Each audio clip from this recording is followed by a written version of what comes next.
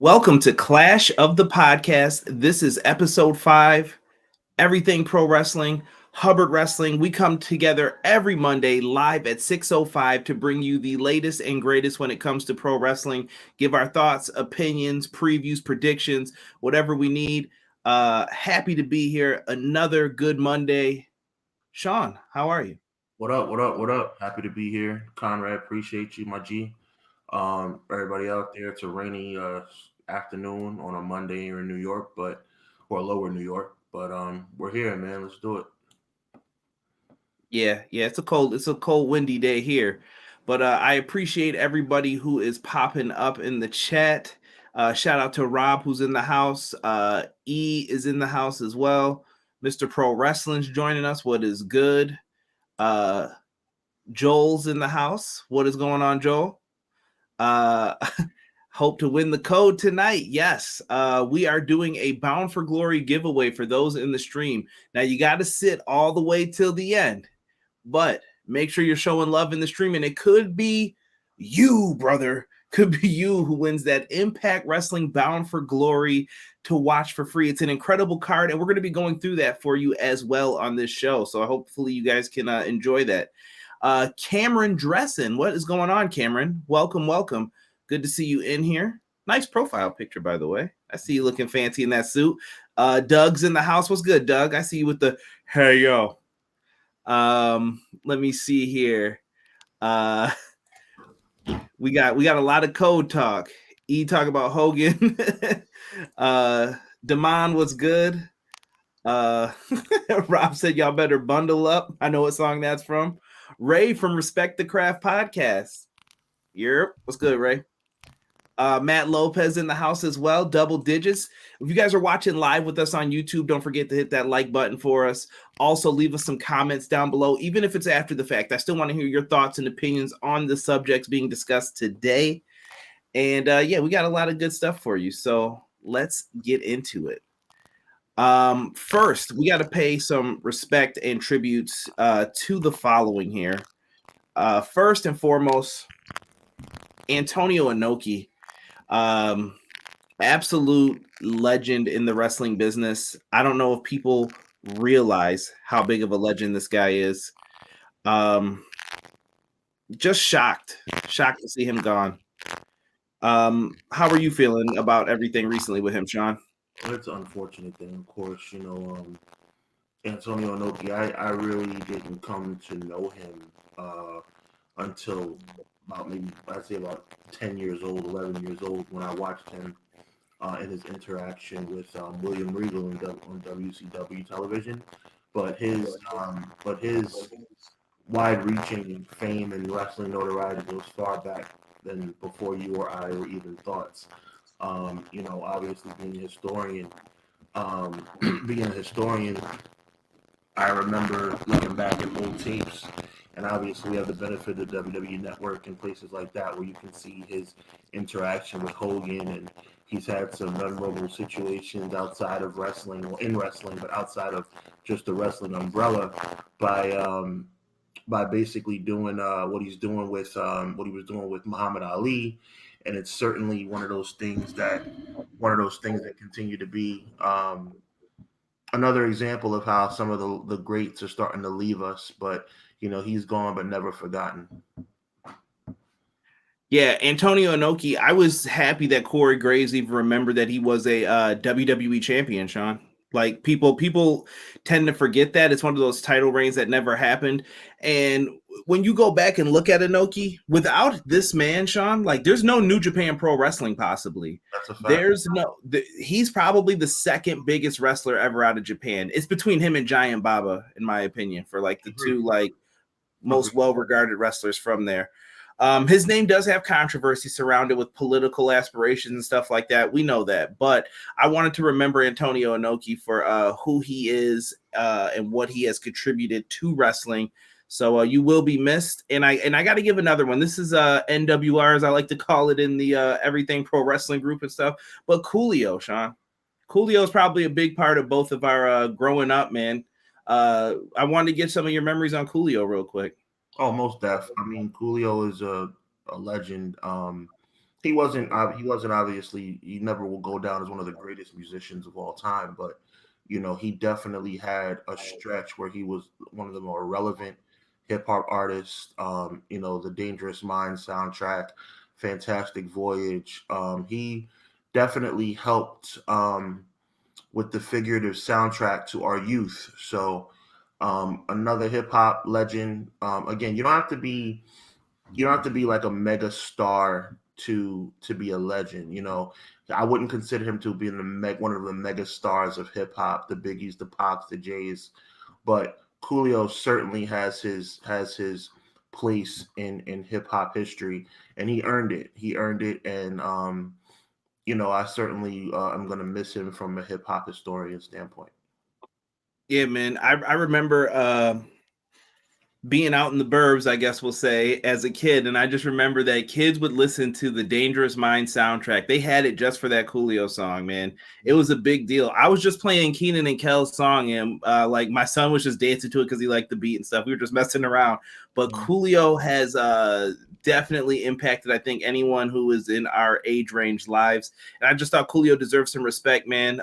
Fantastic Voyage had people coming out the trunks. Remember who started that, man? Always show some love to Coolio. Much love and respect. I wanted to get into some of these comments from the chat. We got Indie Wrestling Corner. What is going on, Tiff? Tiff gives some of the best independent wrestling interviews, so make sure you show her some love. Definitely a good person in the wrestling community. E said Enochiism had him booking like it was hustle. Yeah, listen, Rob will tell you, I used to watch, man. Bob Sapp, he put the world title on that brother, and he was a big dude over there. Even though he had him doing all the weird songs and dancing and stuff, Inoki's brain was just different, man. He wanted MMA and wrestling, and he tried to combine it. The Enochiism is a trip. There is no Japanese pro wrestling without him, Matt says. Y'all remember Coolio in the Batman movie? Coolio's in Gangster's Paradise now. Gangster Paradise, such a great song. Also, the Keenan and Kel theme. Biggie name drop Coolio in Brooklyn's Finest. Rest well, Coolio, on that fantastic voyage in heaven. Yeah, I appreciate everybody showing that love. Rob said, "Oh, here it goes." Yeah, look at Rob putting some of the greats there from New Japan. Excuse me, Japanese pro wrestling, I should say. I guess it's time, Sean. Time to talk about a little Extreme Rules. It's time. It's kind of snuck up on us, hasn't it? Yeah, it's a pretty good card, I would say. Yeah, the card is definitely giving us some good stuff here to talk about. It's been a star-studded lineup. It's in Philadelphia. It's got the Extreme Rules name wrapped around it, so you kind of want those Paul Heyman-esque type matches when it comes to it. And the first match we have is a ladder match between Bayley and Bianca Belair. Well, you have a situation now where Bianca Belair has been champion for quite some time, even without the belt for that couple of months, or almost actually about 8 months between SummerSlam and WrestleMania. She became a fan favorite, overcame the mountain known as Becky Lynch, and even got some respect for Becky as Becky left for her unfortunate injury. And now it's time to take it up a notch with the returning Bayley. Bayley has been arguably the most popular female competitor since her return at SummerSlam 2022, and has now set the collision course for her, Bianca Belair, to rekindle their old rivalry that took place and was kind of stopped in its tracks when Bayley got injured to begin with. So what better way than to have Bianca Belair defend her title at Extreme Rules than to go up against one of the four horsewomen, one of the most respected of the four horsewomen, and possibly lose. I'm not going to get into predictions right now. We'll get into that in a minute, but possibly lose without having her shoulders pinned to the mat to maintain her top flight, status in the company. But definitely a marquee matchup. Yeah. As far as how the we're getting some bad static popping up, some feedback. Hold on, guys. Technical difficulties. Always a pain. Always a pain. Sorry about that. Let's see I don't know here. if it's my voice inflection. I'm sorry about that, guys. That's all right. Yeah, I don't hear anything on my end. Yeah, it's still coming through kind of staticky. All right, well.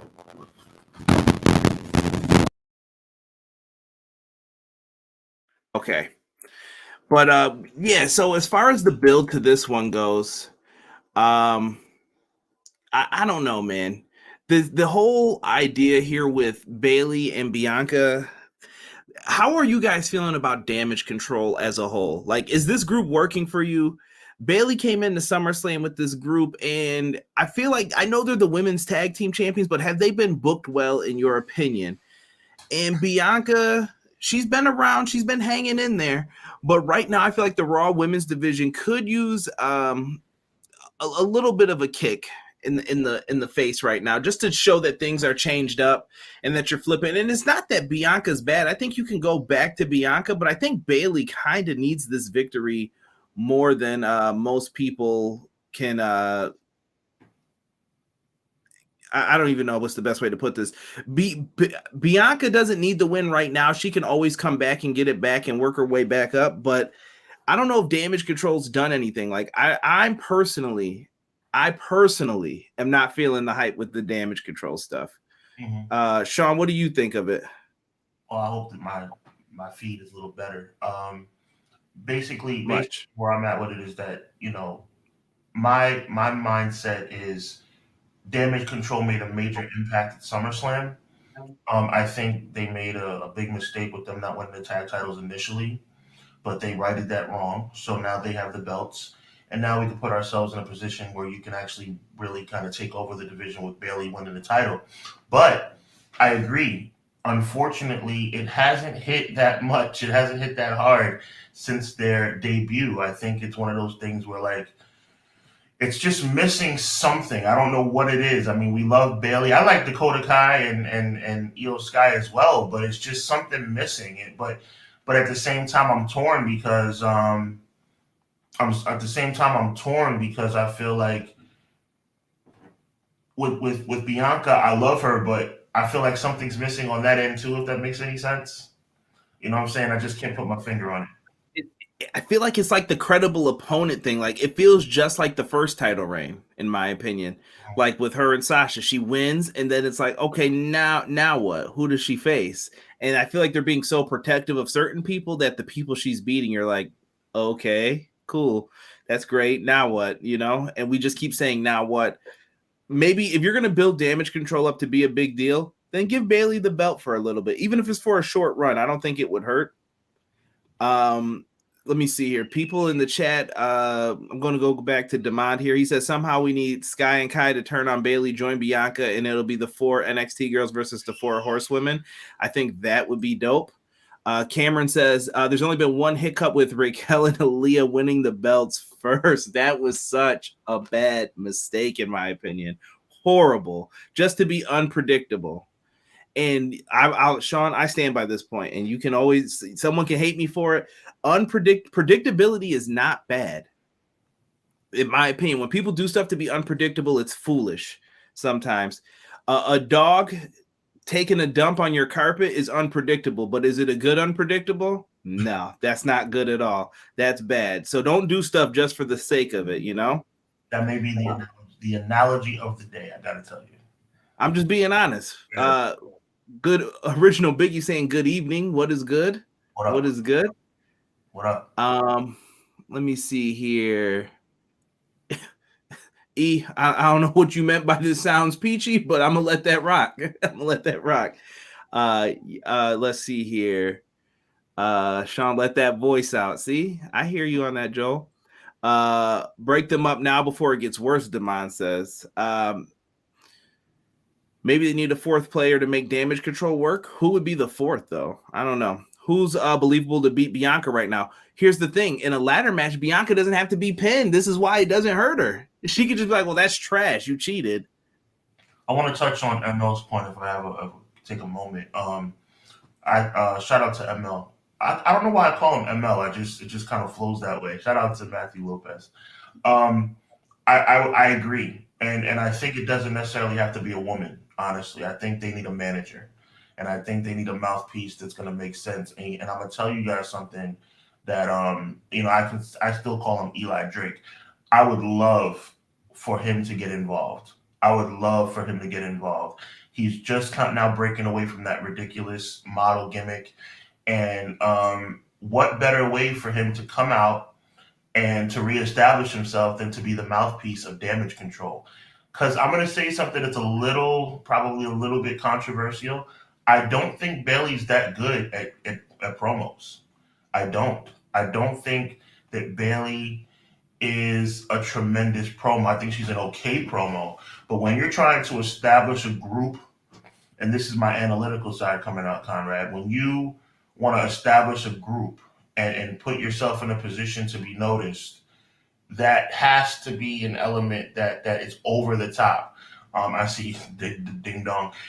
She's good. She's good, and she has her moments. I just think that you have to have somebody extremely over the top charismatic to make a group like this. Because you got to understand, Dakota's limited and EO's limited in promos. So it's one of those things where it's like, it's all on Bailey.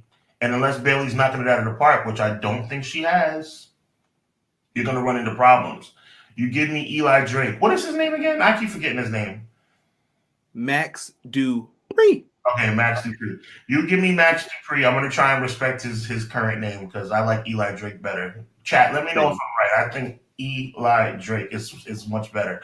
But yeah, Max Dupree. You give me Max Dupree with as the mouthpiece of Damage Control. I think you got something special. But that's a pipe dream because we don't know what WWE is going to do with him, even though he has broken away from Maximum Male Models. So. Quick sidebar, Maximum Male Models, if they keep that around, right? Let's just say it happens to stay around. Who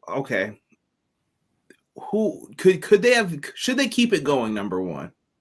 Let me think. No! Absolutely no! No!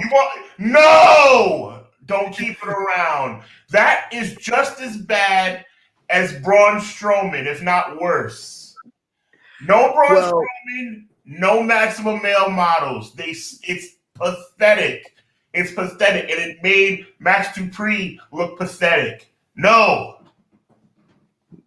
Hold on now. I'm gonna come in here real quick. Yo, I love that the chat is going crazy. Eli Drake is so good. Dummy, yeah. What up, Sick? Everyone's going crazy. LA Nightwork, someone said as well. No way, drop that gimmick. Hold on, let me just throw something at the wall though. If they wanted to so badly keep it around, I have an idea that maybe could make it a little bit better, maybe spice it up a little bit. What if you got Tyler Breeze back and had Tyler Breeze play that role then?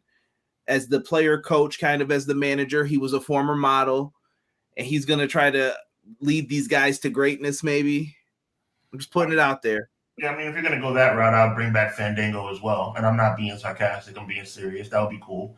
But I mean, again, the Maximum Male Models is just kind of like one of those off-the-wall things that it just never made sense. I mean, if they had done Maximum Male Models with Breeze from the beginning, yeah, but now it almost seems like a Hail Mary if that was the case. Yeah. I'm pushing it. I know already. No, you're fine. No, Matt Lopez said add Strowman to the Maximum Male Models. Done. LA Knight don't need any of the women's division. He getting away from Maximum Male Models. Bring back Prince Pretty and put him in charge of Pretty Deadly. Mic drop. You never know, man. I like the team of Mason Mansoor, but they need a gimmick change. I feel like they've messed up Mace at every turn so far. Dango is supposed to be on his way back to wrestling, but it wasn't clear if it was for WWE. I did see some interviews with him surface recently. Let's get into the next one. And Sean, this one's going to be a banger, I think. It's going to be a good old-fashioned Donnybrook. We are going to have the Brawling Brutes versus Imperium. First, we have made the right move bringing Imperium back.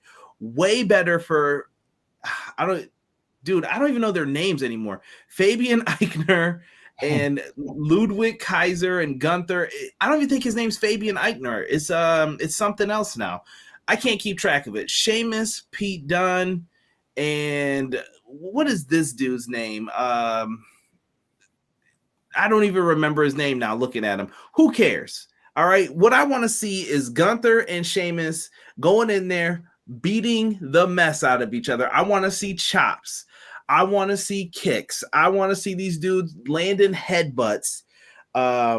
It's going to be great. Shout out to the chat telling me Giovanni Vinci and Ridge Holland. I can't take more name changes with this company. Pick a name and stick with it. But Sean, have you been impressed with this feud so far? Are you looking forward to it? I have not been impressed with the feud between the two groups. I've been impressed with the feud between Sheamus and Gunther specifically.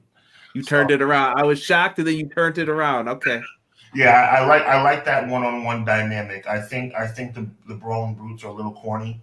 And I think Imperium lost. Imperium, I like saying it that way. Imperium has lost a little bit of its luster. I like the fact that they're back. I like the fact that they're back, but I think they lost a lot from when they were at NXT. They were super over at NXT.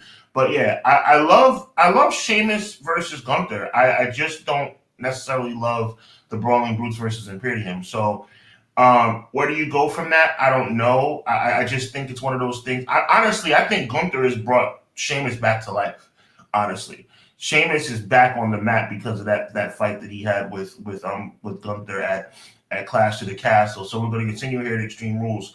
I'm so disappointed in what they're doing with Butch. I don't even like calling him that. It's disgusting. You know, Pete Dunne, he was so good, and now it's like, I don't know. We got into the stupid. You regulated him to be scrappy, do. Yeah, it's ridiculous. It's ridiculous. But anyway, to answer your question, no, I do not like the Brawling Brutes versus Imperium. I do like Gunther versus Sheamus on a singular level, but that's not what we have at Extreme Rules. We have a fight between all 6 guys at Extreme Rules, and I really think it's a pointless, no title on the line, just trying to turn it up a notch. It's a 6-man tag. It's a little bit of a throwback, but nothing that, makes me excited.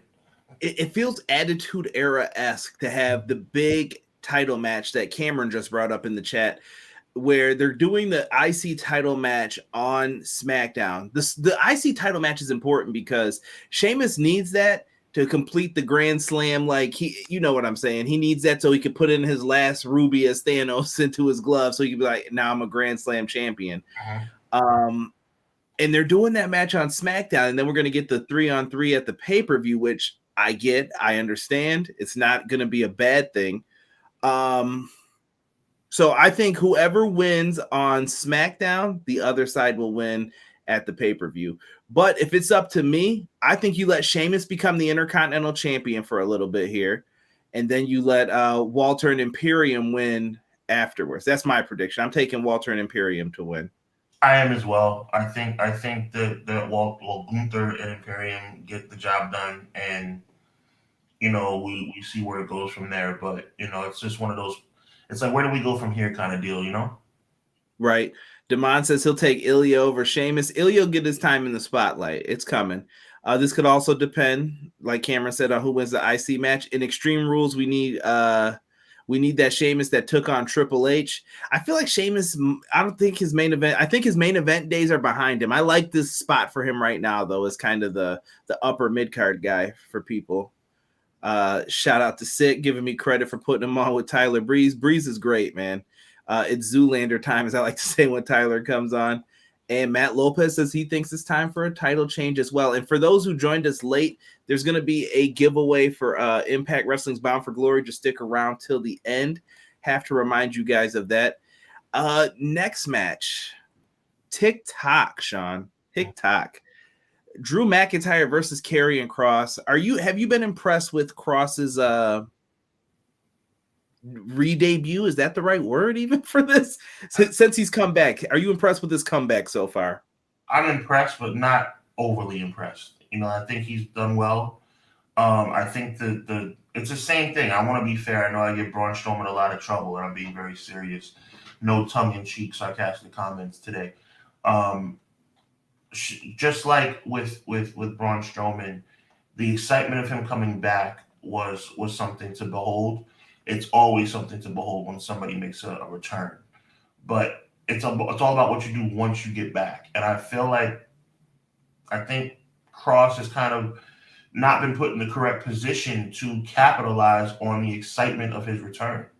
I've said it before. I'll say it again. I am not a big fan of Drew McIntyre. I think that he's limited from my perspective, and I just think from an overall character perspective, a lot of people are really up on him. I'm not. I think he's a serviceable guy. I think he's somebody that should have gold around his waist, but not the world championship. And I think when you put him in the ring with a Drew McIntyre, who I think we all would probably agree, or most would agree, that Drew McIntyre has lost his main event status after the clash. I mean, he couldn't have got any higher than Clash of the Castle when he lost. So now we're back to square one. You have him in this little feud with Karrion Kross or Killer Kross, and it's like, okay, well, you know what? Killer Kross is probably going to win, but what does that do for his career? Does that put him in line for a title shot against Roman Reigns?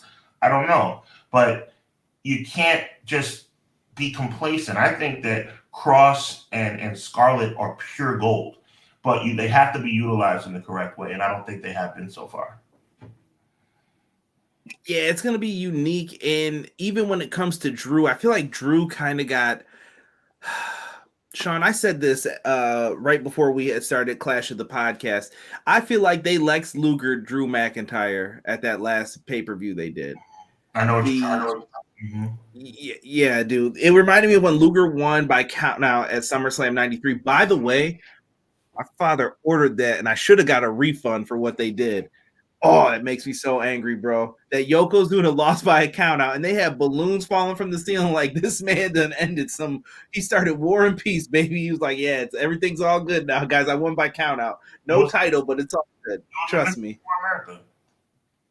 It was terrible. Horrible. And I felt the same way when Drew was out there singing after he just lost. Like, you should be pretty mad right now, Drew, not singing and palling around. So I think you need to accomplish two things here. You need to still make Drew look like a credible baby face, but at the same token, you still want Karrion Kross to be a heel of a heel. You want him to still be the person that's like, yeah, I would be happy to get that opportunity, right?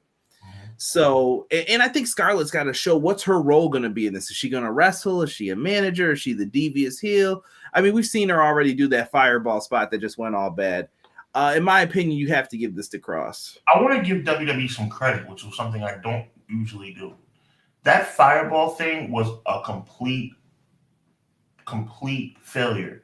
But when they came back from commercial and they did the still photo of it, it made it look so anybody who didn't see it live, I mean, it's 2022, YouTube or whatever you want to. But the bottom line is, when you came back from commercial, they fixed it. I give WWE credit for that one. That's one of those things where, like, I hate when they usually put their hand in the cookie jar and try and switch stuff up, a la 1992 Royal Rumble, cheering for Hogan when Hogan wasn't really being cheered.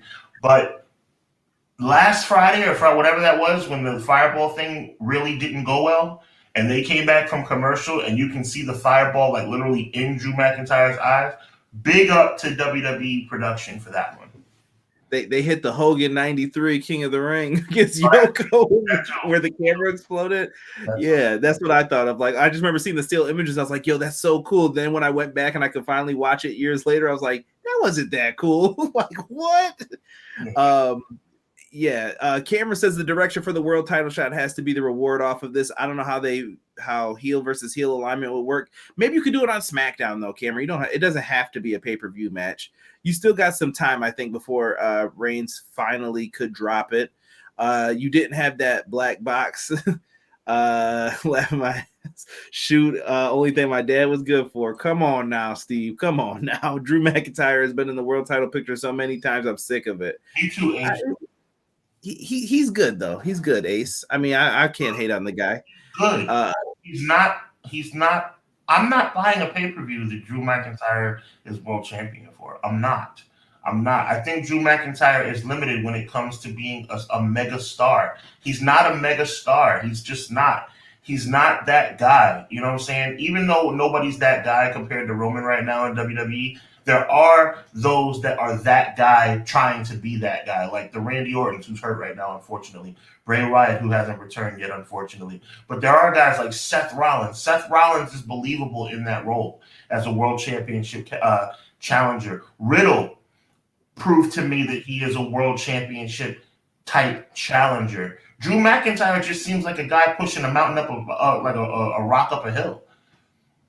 I think I love Drew's comeback story. From his, like, he left, he went back to the Indies, he went to Impact, he grinded all the way, and he finally made his way back, and he looked like $1,000,000 and became exactly what Vince wanted him to. I think I just love that story. Matt Lopez is bringing up that word came from Fightful that plans for Cody to win the world title for Roman weren't even concrete yet. So he thinks Drew got shafted. I mean, who knows? Who knows what the mind? This is Triple H's world now. So those plans that maybe they had for Cody. I don't have a piece of paper that I could crumble up right now, but that's what it is. There you go. That's the sound effect. New person in charge now. Cross needs the win to push him forward, but at this point, Drew keeps getting pushed in the back of the title hunt. Too much to struggle to re-shine him up. Drew fell off during the him being champ during the Thunderdome era was fitting. Basic time for a basic champion. I said what I said. Harsh, man. Harsh. That's a fact, though. That's a fact. I've said it before, and I'll say it again. It's unfortunate that Drew McIntyre had his moment during the pandemic. I'm saying that with complete sincerity. It's unfortunate. I felt the same way for Moxley in AEW. Like, Moxley had the exact same kind of reign where I was like, dude, I think people will be going crazy for this dude right now. And sadly, there's nobody here. I'm sorry it worked out that way. His Royal Rumble moment in 2020 was amazing. And WrestleMania that year would have been amazing, but it's not our fault. We shouldn't have to be pushed back in time because of the pandemic. It's unfortunate, but that's just life. That's how it worked out. Yeah, everybody's saying Scarlett is not a wizard. Drew was the perfect COVID champ. TJ can't hate on Drew, but I can. He's mid, hasn't been top tier since NXT from Sick. Drew was that guy, but there were no fans to solidify him. That's a good point, Damon. That's a good point to end it. I don't think that's a good point at all, respectfully. I think that the points that came before it, I think McKinney has a lot of good points. I don't think this is one of them. I think the overall consensus, and he's entitled to his opinion, respectfully, but I think the overall consensus is that Drew McIntyre is mid to high. He's never going to be looked at as that guy, period. If you can't win the title, if management can't be convinced to let you win the title in your backyard, you're not the guy. Man, that's a real statement right there. I think so you're taking Cross, I assume, as well? I'm taking Cross as well, yes. We move on. This is one that I kind of want to talk about. I kind of don't. This is the one that lets me down. And I feel like her matches have been the match that's like on the shows where you don't even really want to talk about it. It's an Extreme Rules match. The last match was supposed to be a strap match, and we didn't mention it. This is an Extreme Rules match. Liv and Ronda. I mean, Sean, you're the combat sports guy out of us. What is this, dog? Yo, she can't even beat her up with a baseball bat. Yo, Liv has to lose here, right? I'm gonna give you my opinion. I think this match is laughable. I think this match is absolutely laughable. I think that Liv Morgan, and I say this with respect because I know that she's a lifelong fan, and I know that she's a lifelong WWE hopeful who has accomplished her dream. But her in the same ring as Ronda Rousey is like, I don't know, Saquon Barkley playing Little League football in 2022. Like, it doesn't. She's way out of her league. It's clear she's way out of her league. You just touched on the fact that she couldn't even beat her up with a baseball bat. She's jumping through tables on what's her name? What's her name? The girl who was a heel and face, and she's in the army and whatever. What's her name? No, the girl who I forget. That's a shame. We neither one of her know her name. She was in the Oh, army. Lacey Evans. Jumping through tables through Lacey Evans just to prove a point that she can do it. Almost killed herself. Liv Morgan, I'm going to use the P word. Liv Morgan's pathetic in this moment. She's pathetic. She's not in Ronda Rousey's league. And I'm not talking about Ronda. Obviously, we know this is sports entertainment, okay? Obviously, we're talking about a wrestling match with a predetermined ending, right? But at the end of the day, thank you, Ace, I see you. But at the end of the day, this is not even believable. This is not even sports entertainment. Ronda Rousey will smoke her any day of the week. And the fact that she's even in the conversation, she won the title controversially, Money in the Bank, that's legitimate, no problem. She retained the title in controversial fashion. She can't, like you said, I'm picking Ronda Rousey in a street fight with Ronda Rousey unarmed and Liv Morgan with a battery pack in her back. That's how serious it is to me. This is a laughable women's title match. Laughable. And Liv Morgan, laughable as a world champion. Is there something they can do to make this believable to where Liv wins? Because I feel like a heel turn's got to be coming. I thought back during SummerSlam, everybody saw it as like, oh, Liv eked one out there. I saw that she's a heel. She's got to do something to be a heel with this. Because so I'm going to take a different route than you. I don't like her title reign, but Liv has something because the fans love Liv. And then they wanted her to be the champion. And once she got the title, we always do this thing. And it's, okay, now what? And it was, man, I may have to, it's been a pathetic title reign, like you said. That's the best way to put it. That's fair. It's a pathetic title reign. Liv Morgan herself, see, you got to pay attention to what I said, bro. And for everybody out there listening here on the show, I didn't say Liv Morgan was pathetic. I said Liv Morgan as world champion is pathetic. Now, you don't have to lose the title to prove me wrong, but you need to do something to prove me wrong. I don't care if it's taking it, and it's going to sound really extreme, no pun intended. I don't care if you have to run her over with a car in the parking lot, a la Attitude Era days. I don't care what you have to do, but you have to do something to make me believe that you really have a chance in this match and that it's not going to be a complete ridiculous fabrication if you do win this match. Like I said, you jumping off the top rope through a table onto Lacey Evans doesn't do anything for me. And if you notice the crowd reaction, it didn't do much for them either. It was kind of like, oh, that was cool. We always, a human being jumping off the top of the post onto a table through a human being. Okay, we like that because that's what it was. But it wasn't Shane McMahon falling off the top of the Titantron. It wasn't Jey Uso jumping off the top of the top rope through Randy Orton or through Riddle. It wasn't that. It was like, oh, okay, Liv Morgan's trying to prove herself. You're the champion. Act like it. And she doesn't. That is true.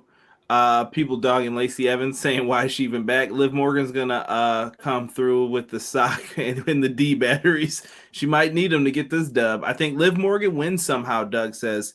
Cameron's got a long one for us here. He says, it's a shame what's been done with Liv. Her goal as a face with this booking should be to prove a point that she needs to beat Ronda clean, but they've made it as if she's just lucky to be there. Yeah, they've given her that underdog.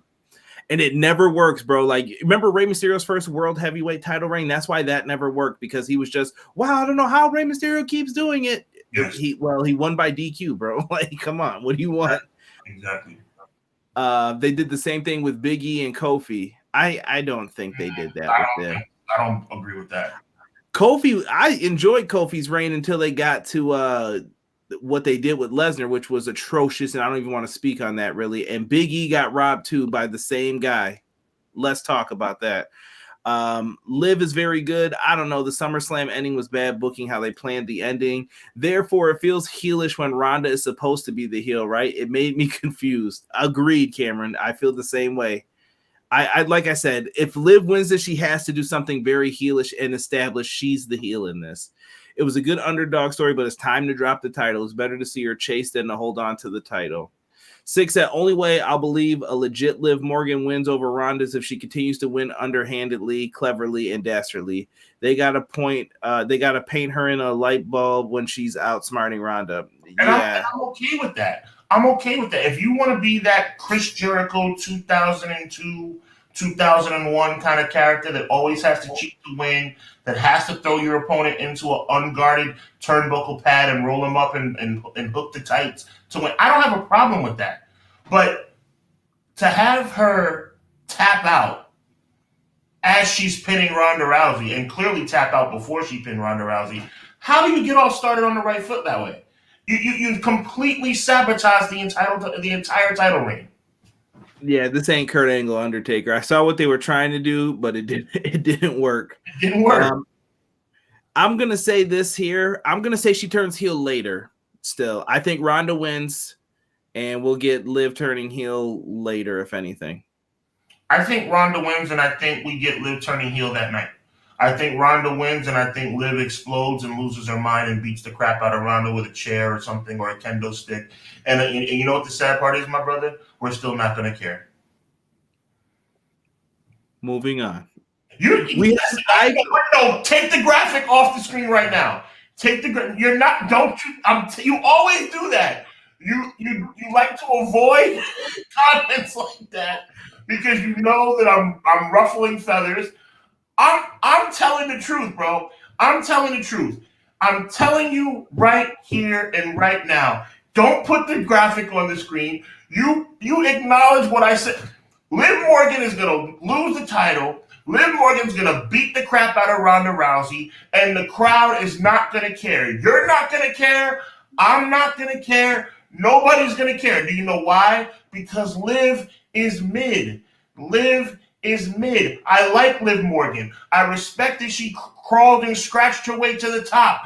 But Liv Morgan is mid. And when Liv Morgan gets mad and starts spazzing out and kicking the crap out of Ronda with a steel chair or with a steel chain or with a kendo stick, you know what everybody's going to look at her as? And you tell me I'm wrong. Tell me I'm lying. They're going to look at her as a petulant child. They're going to look at her as like Christian from 2005. You know it, and I know it.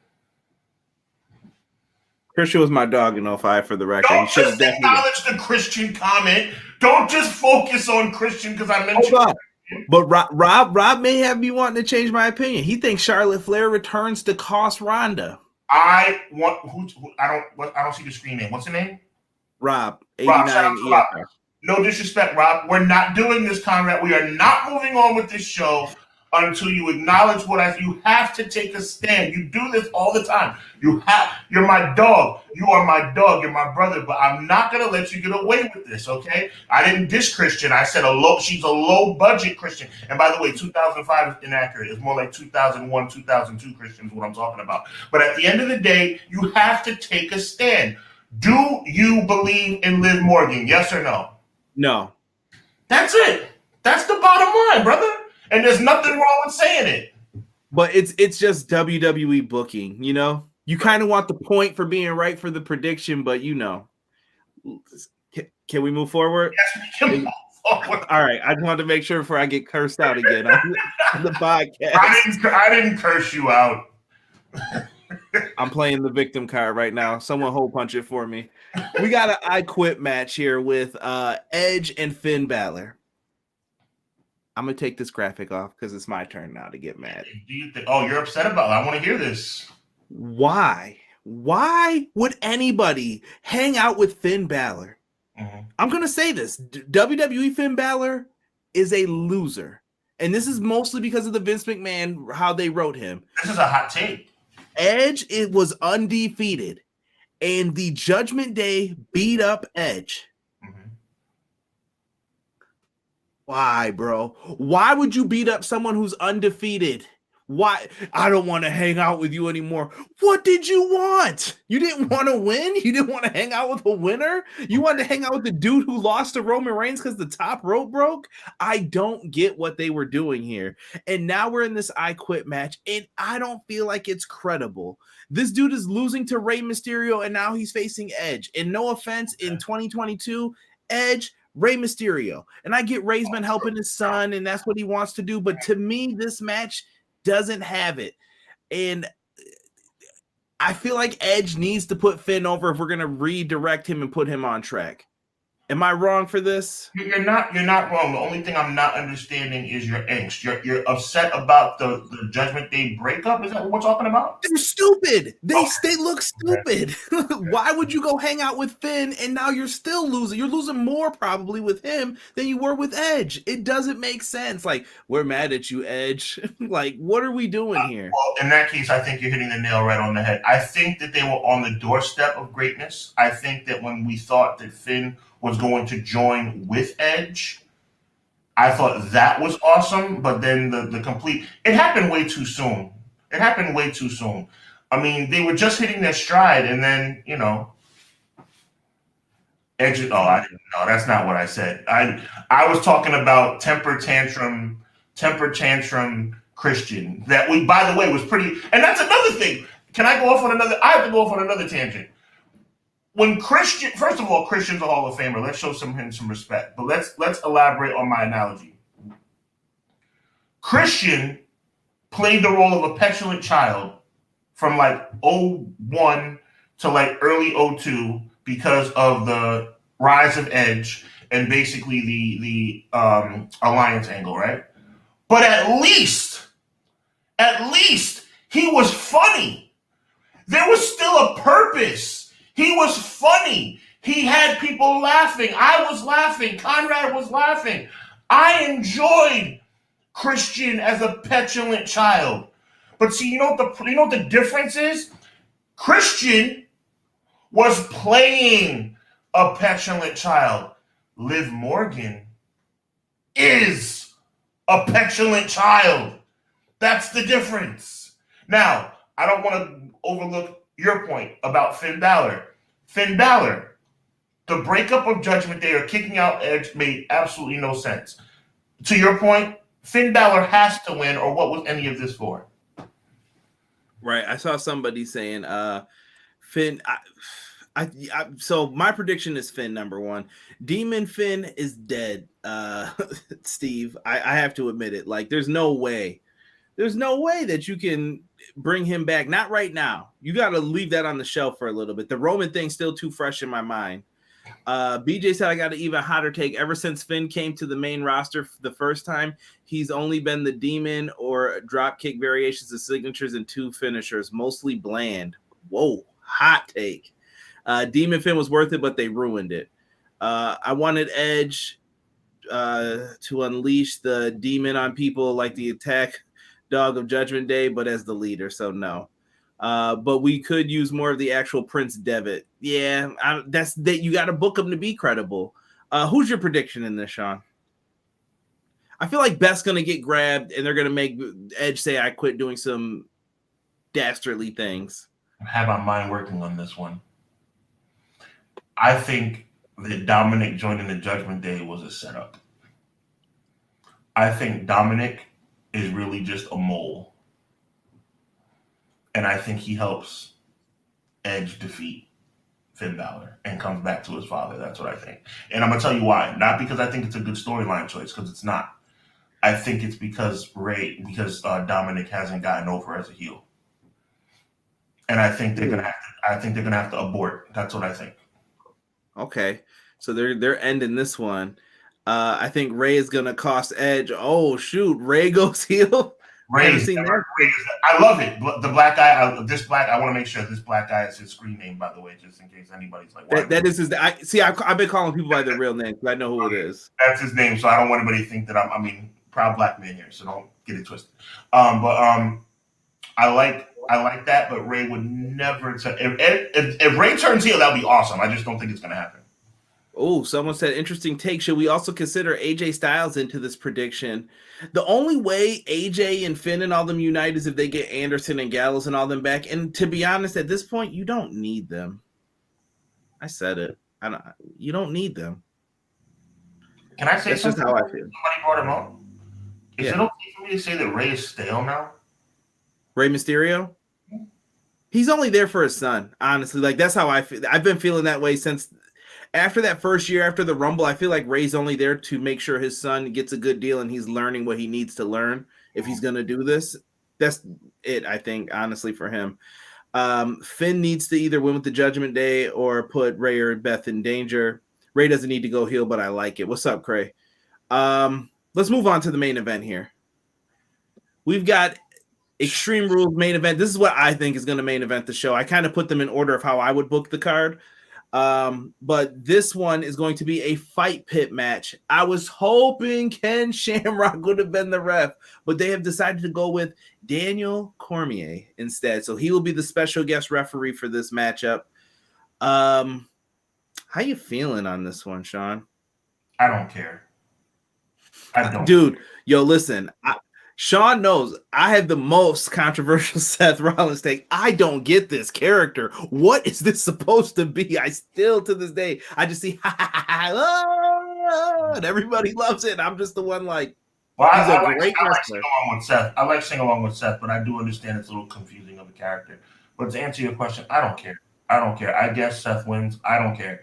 This rivalry has really ran its course, and it's over to me. And also from a directional standpoint and a creative standpoint, the fact that this is a main event pay-per-view makes me sick.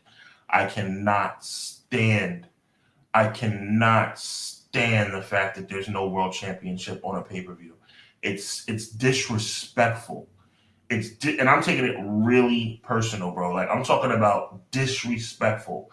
You expect people to pay their hard. I don't care if you're paying $9.99 a month. I don't care. You expect people to pay their hard-earned money to watch a non-title match in a main event. It's pathetic. It's pathetic. But to answer your question, Seth, because I don't care. And then I'll just say Seth. Are you proponent for splitting the belts? Yes. Okay. I'm just interested in it. I want to see how they're going to handle it after Survivor Series and see what they do. Yes. In this one, I feel like Seth's going to win. I don't know. I think there's a lot of factors that play into it. Number one, though, if I'm Matt Riddle, I'm bringing up Daniel Cormier celebrating Seth Rollins winning at WrestleMania 31 and saying he will be a biased official, and I have my own. Ken Shamrock come out, boom, hit the music. I just want old Ken Shamrock for one night just to belly somebody, maybe an ankle lock. Right. He can still go. That's all that I want. But some people think we might get DC and Brock at one of the Sweet Saudi Money shows. Maybe. I could see that happening too.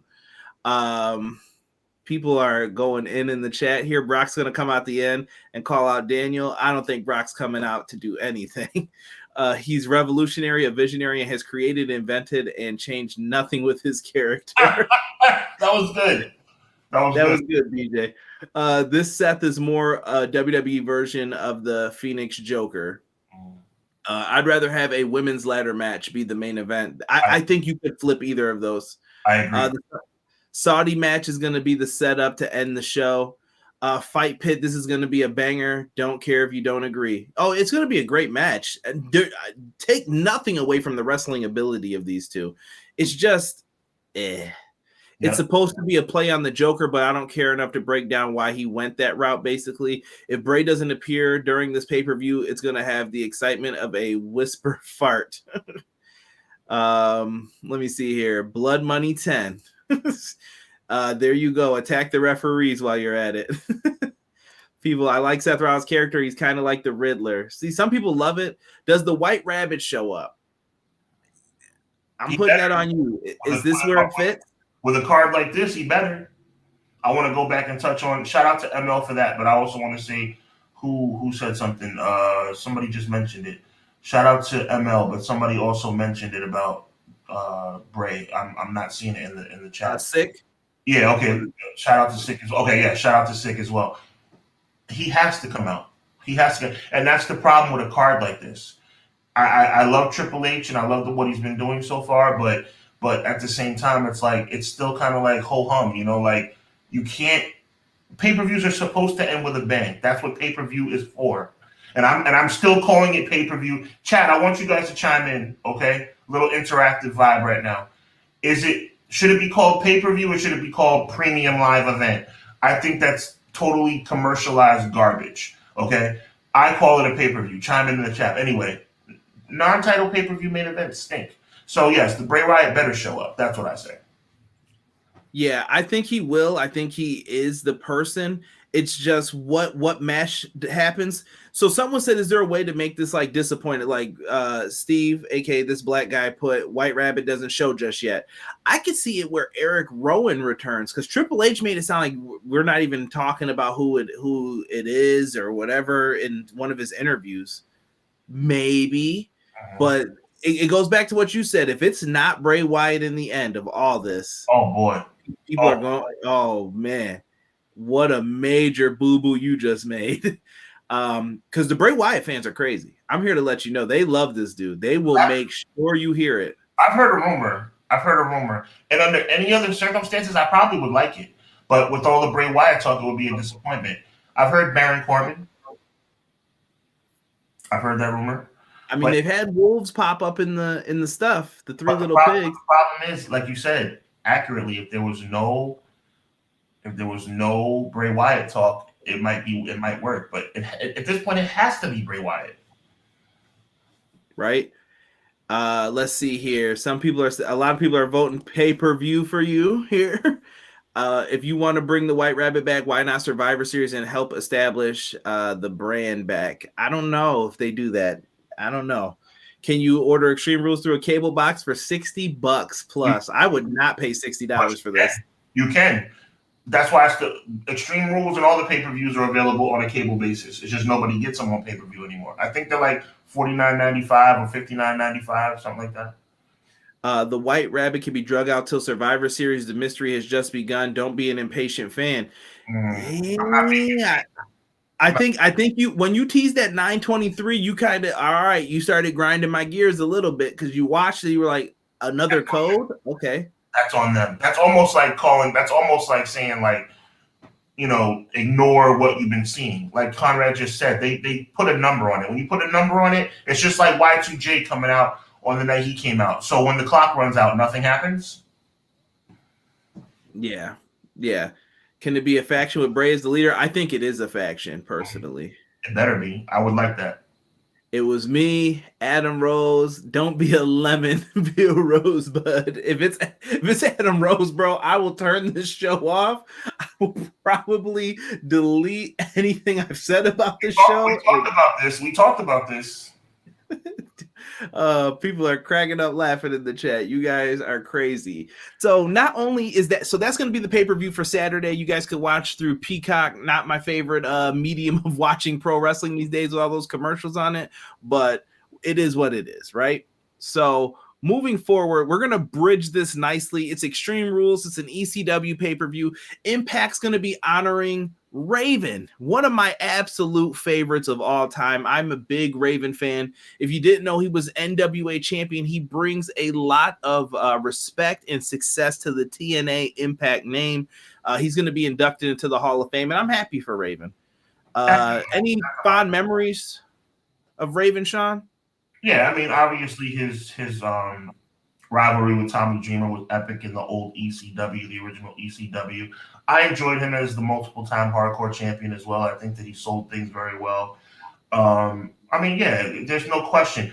His moment in the ring with Stone Cold during the Alliance, when Stone Cold stood across from him and said, "You suck," quote, Stone Cold nevermore. But you know what? Even if that was kind of like, quote-unquote, a disrespectful thing to Raven, you know what I thought Stone Cold accomplished in that moment? Stone Cold accomplished making Raven relevant to the mainstream audience that didn't know him, because Stone Cold knew Raven's catchphrase and he quoted him in the ring. So I thought that was cool.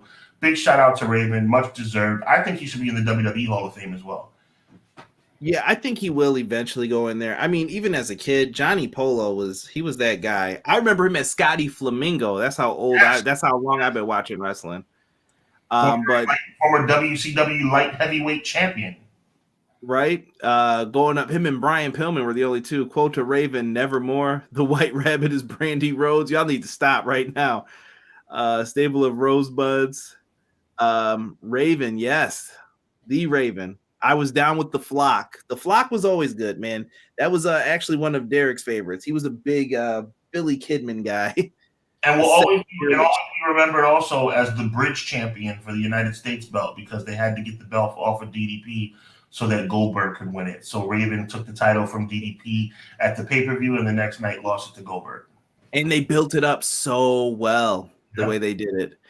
They switched to BFG coverage, starting with Ravens Impact Hall of Fame. Yeah, that was the bridge. That was the bridge before we got into it. We're going to talk a little bit of Impact, Bound for Glory, if you will. So hopefully you guys will enjoy this. Brian Myers is going to be on the countdown for Bound for Glory. He's going to have an open challenge for his Digital Media Championship. This should be interesting. You never know who's going to show up for this. Brian Myers is someone who I think has always been very underrated. I was a big fan of him even in the Major Brothers.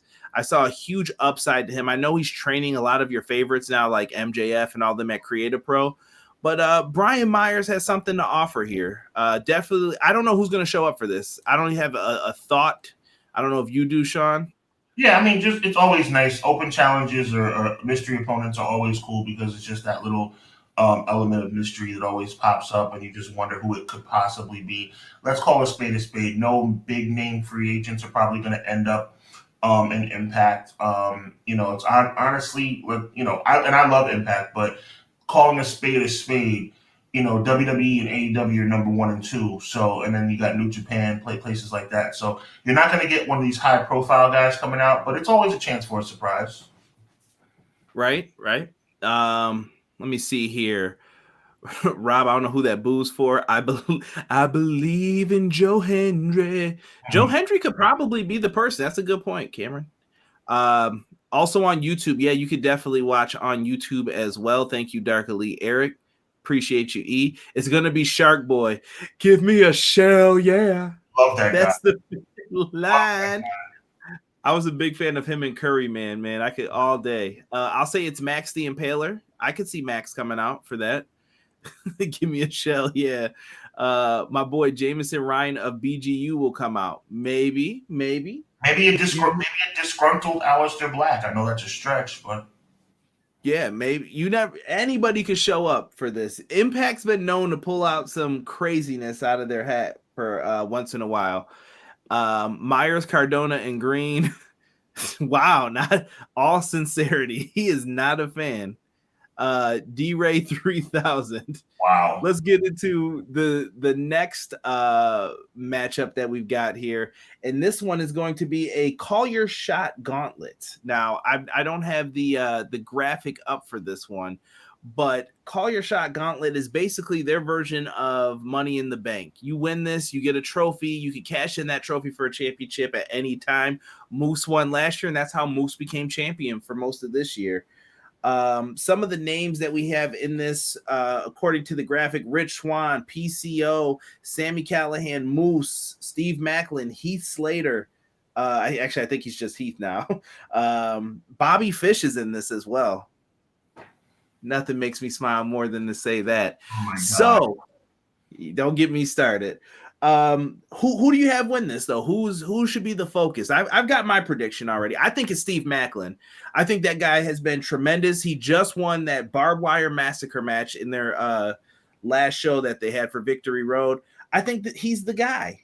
You gotta go Steve Macklin, in my opinion. Moose had it last year. I know they're gonna tease the whole can he do it again, but this is my whole business side coming out. I just kind of look at things from a strategic and almost calculated standpoint. You always give your new recruit the biggest bite of the chicken. So for me, I see it just from a promotional standpoint that Bobby Fish is going to win this match. He's the new shiny toy. He's the new free agent. He came here from AEW. I just think Bobby Fish. I don't think Bobby Fish is over without Kyle O'Reilly, without the Undisputed Era, or even take out the Undisputed Era without Kyle O'Reilly. Let's stick with that. I don't think Bobby Fish is over, but I think that when you come in as a free agent, and can you call him a high-profile free agent? He's high profile and he's high profile in Impact. He's high profile in Impact, and he's high profile enough to win that gauntlet match. So that's my prediction. I could say 3 or 4 people who would be better to win than him. I would rather have Swoggle come out again as AJ Styles when he came out dressed up like him. That was actually a great one. I thought everyone was like, "Oh, AJ's back! Hey, WWE sent AJ," and then you saw him come out and he did the pose and everything. I was in tears. He's still a high profile performer. You can't take He that. is. He's not a bad wrestler. He's not over, but he's good. Listen, it's his just due. I think Macklin's the guy. Let me see here. Cameron's agreeing. He thinks it's the same. Let's see here. I feel Macklin is winning this. I believe they're building him as the next credible threat. I've been saying that for a little bit now. I have Steve Macklin. TNA's got a random call roster. Moose's cash in is still one of my all-time favorites. His son was still in the ring. Yeah, Moose was dirty for that. He was still celebrating. He was just like, tell your dad, thanks. They'll tease it to Fish, so someone's agreeing with you. Bobby Bland. Oh, come on, y'all. Bobby Fish ain't winning that match. So I got Macklin. He's taking Bobby Fish. We've got Mickey James. Here's the problem, bro. See all this reaction? And I love the reaction. Don't get me wrong. Keep it coming. But this reaction, now you guys are switching me over. Now you guys are switching me over from thinking that he may win to actively cheering that he wins. Now I want him to win. That's the problem now. I want him to win. Don't do this. So we've got another matchup here. Mickey James versus Mia Yim. Mm-hmm. Now, with Mickey James, she's kind of on the Ric Flair tour of if I lose a match, I'm done, I'm retired. Right. Is Bound for Glory where Mickey James finally hangs it up to Mia Yim? I think Mia Yim is going to lose. Me too. I'm 100% on board. I think it's a wrap for her. I mean, I don't think she is on her, her last legs as a performer. But I think in this particular match where the older wrestler, and I say this with respect for Mickey James when I say older, she's still gorgeous and still very in shape and awesome. But I'm saying old in wrestling years. I think Mickey James would be the pick to lose this match under normal circumstances, but not for me. I think Mia Yim takes the loss. I think she's gone. Yeah. Sig brings up a good point. Mia Yim's contract is up after the pay-per-view. I think she takes the L. Yeah, I don't know how long-term or short-term it was with those Impact contracts. I remember seeing like certain people kept re-signing and you were like, what are these 6-month contracts? Like he signed again back to Impact.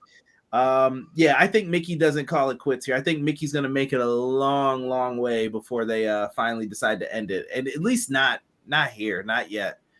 We also have the Knockouts Tag Team Championships on the line. VXT, which is Deonna Purrazzo and Rob's favorite Chelsea Green versus the Death Dolls, Jessica and Taya Valkyrie. I think Green and Purrazzo have the momentum. I think they should take it. Yeah, and they've been teasing kind of a breakup amongst the Death Dolls and everything that's been happening with them. I'm pretty sure that's the best way to put it in. Man, everybody's bringing up Mia Yim's contract now in the chat. It's all good. It's all good. Yeah, VXT has like they're it right now. And Deonna Purrazzo is one of the best in the world. And I know they couldn't have her just continuously having the title. That would get stale after a while. So this is the next best thing I feel like they should do. Is it still to have a champion keep the title forever? Is that true? I think in Impact it was because she demolished the roster like twice, bro. Like she beat everybody, and then when you're doing rematches on pay-per-views, you're like, I saw this. I'm just saying the idea of a champion like never losing the title and keeping the title and just never ever losing the title. I mean, what a weird and unusual concept. I've never seen anything like that before. It's happened. It's happening right now, unfortunately.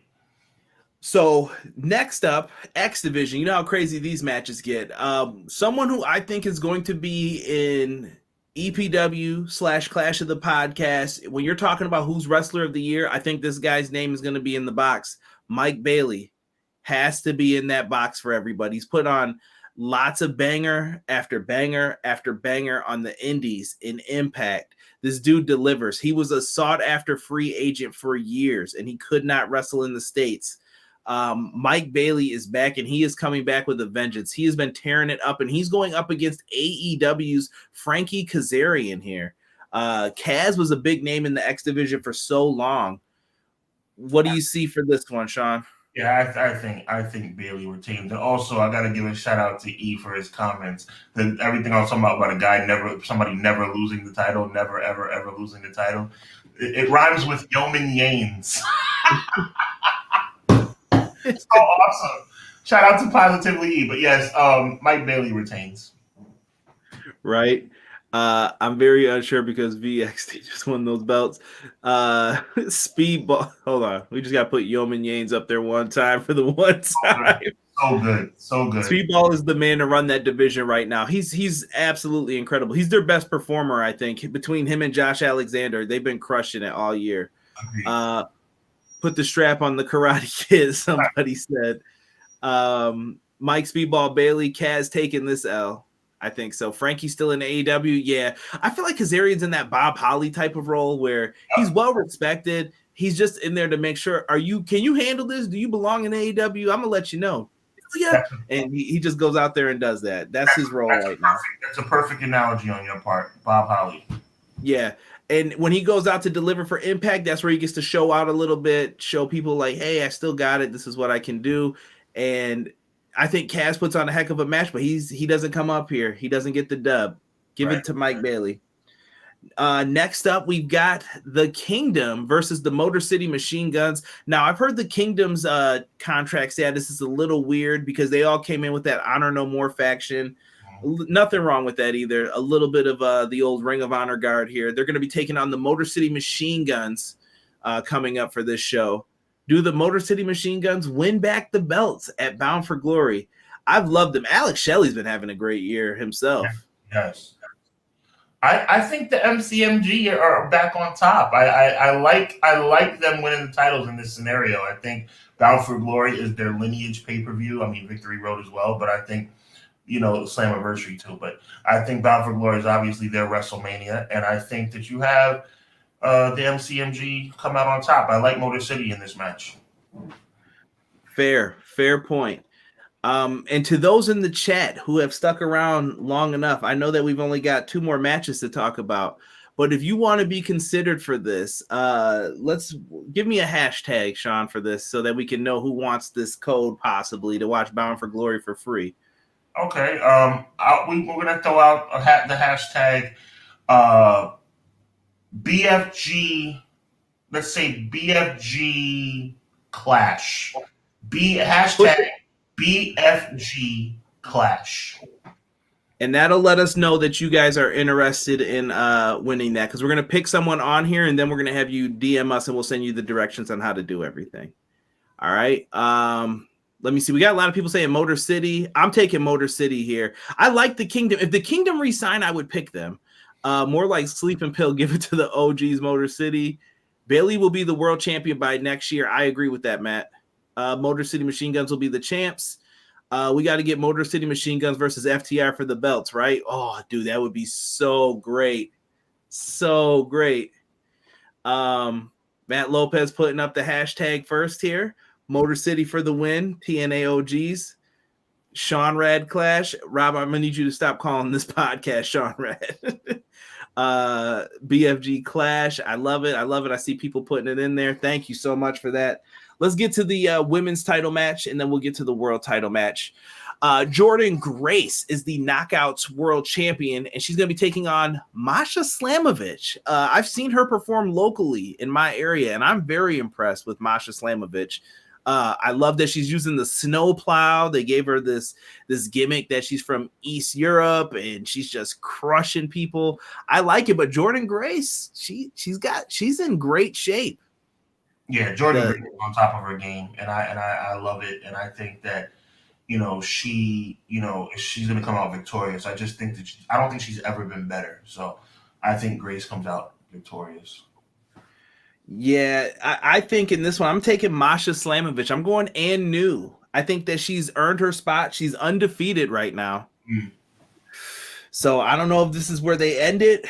The Impact's known though, man. They fooled us so many. You know how many times I thought Sting was losing at Bound for Glory and I was wrong like this? Yeah, I'm gonna take Masha Slamovich for the W here though. Okay. BJ Nerd Party with TK, great idea. Yo, chill with that snowflake stuff in there. Knockouts title is going to be the match of the night, Matt Lopez says. I could see that. I could see that happening. And in the main event, you have Josh Alexander defending the Impact Championship against Eddie Edwards. Before we get into this, I just want to take a moment to talk a little bit about the champion. I really Josh Alexander, in my mind, and chat, please feel free to chime in, has become, in my opinion, arguably one of the top 7 to 10 wrestlers in the entire world. This guy has made the Impact Championship mean something. I think that he continues to up his game. I look at him as like a modern day Kurt Angle. I think he's outstanding. And I think that him being champion is exactly what Impact needs, and I think he remains the champion. I like Eddie Edwards. I love what he's done, especially in the last few months, to prepare himself and get himself in line for this title shot. But I think that Josh Alexander, to me, he's made a fan out of me, because at first I wasn't on this bandwagon, but this guy is just unbelievable. So Josh Alexander retains the title, and I think rightfully so, because he's just on fire right now in my mind. Yeah, Josh Alexander is definitely the person who they should have put the rocket on his back. I'm gonna be real here. Like, this is gonna sound totally wrong, but where we're at right now with Eddie Edwards as a character, I like Eddie. I think Honor No More, Eddie turning heel, he needed to do something different. But I feel like Eddie has become like that Tommy Dreamer type of character. He's the elder statesman for Impact. He's kind of the top guy you have to go through because he's paid his dues and done everything. Am I mad that he's in this match? Absolutely not. What I'm saying is I don't see what benefit it would be to give him the world title again. He's been the world champion many upon many of times. And I think right now you got to give Josh Alexander that Kurt Angle type run. He needs to be solidified, in my opinion, as the top guy. Absolutely. And he's earned it too. He's been a grinder, and I'm so impressed with Josh Alexander. Right. And I think when we mentioned before Mike Bailey being one of those top guys, I would also like to see Chris Bay in that mix as well. And some of his other fellow Ace Bullet Club guys. I think they're ready for the main event scene, and I think it's time to push them towards that. I don't know what's going on with Bullet Club and Impact and all that stuff, so hopefully that gets sorted eventually with it. Programming note for those who are trying to tune in, Fight TV is broadcasting this on Friday night. It is a Friday night pay-per-view. Do not miss out. It's one of those things. I like the pay-per-views on alternate nights. I think WWE is starting to get on that bandwagon, clearly, with Extreme Rules being on a Saturday. But yes, please remember Bound for Glory on Fight TV pay-per-view on Friday night, which is huge. Friday night, you guys know where you want to be. You're going to want to be there to see this main event. October 7th starts at 8 p.m. They're going to be in Albany. My good friends, the Insiders, are going to be there live. It's going to be a happening time. So if you guys want to be there, definitely show some love. Let me see here. Josh and Macklin is the way to go. Eddie isn't interesting to me as a character, unfortunately. Let me see there. Josh is the man. Eddie Edwards has just been there for years now. Josh losing to Musta and winning it back made him the man. I totally agree, Sean. Okay. BFG's going head-to-head with SmackDown, and then 2 hours of live AEW. Yeah, they got Battle of the Belts, too. I forgot that. So they're going to be on for 2 hours again this week. But we promised a giveaway here real quick. So it's time. Sean, do you want to No. I think you should pick. We're all waiting with bated breath to hear who comes out victorious. Okay. I have put it down to who had like the most longest comments, most engaged, and I came down to 2 people, but my pick to get this is going to be Mr. Cameron Dressen. You have won the free Impact Wrestling Bound for Glory code. If you have a Twitter, send me a message, good sir. Send me a message. Hit me up at EPW Show, and I will get you that code so you can watch Bound for Glory on Friday night for free, my friend. I appreciate you coming in here, talking some wrestling with us tonight, and I thought it was very well done. Let me see here. Eddie Edwards, come on now, E. Leave my man alone. Shout out to the chat, everybody giving him some congratulations. I appreciate it. I'll message y'all. Definitely send me that message. A shout out to Fight TV for letting us get that code, man. It's definitely appreciated. The whole team over there. Appreciate you guys showing us some love for that. Nothing better than putting smiles on wrestling fans' faces, and that's what we do here at Clash of the Podcast. And we're gonna end this show with a bang. Thank you all. Make sure you guys tune in next week for episode 6. For myself and Sean, do you have anything good coming up this week? Yeah, I'll drop some information on Twitter, man. We got Iceman Scully, the former world ranked boxer, giving gonna be my co-host on Hubbard Wrestling. If you get a chance, everybody, just follow the YouTube page, Hubbard Wrestling Weekly. I know we're here on EPW every week, but if you get a chance, just cross over and show some sort of. It's in the description. You know what I'm saying? That would be much appreciated. But it is what it is. I appreciate everybody, man. It's always a pleasure to see you guys and interact with you guys. Thank you, guys. I kept Sean a little overtime for this tonight, but it was definitely good conversation. Wrestling community, always be kind to one another and enjoy some good wrestling this weekend. And hopefully you guys get to watch it with us. For myself and my tag team partner, Sean, we are out. Peace.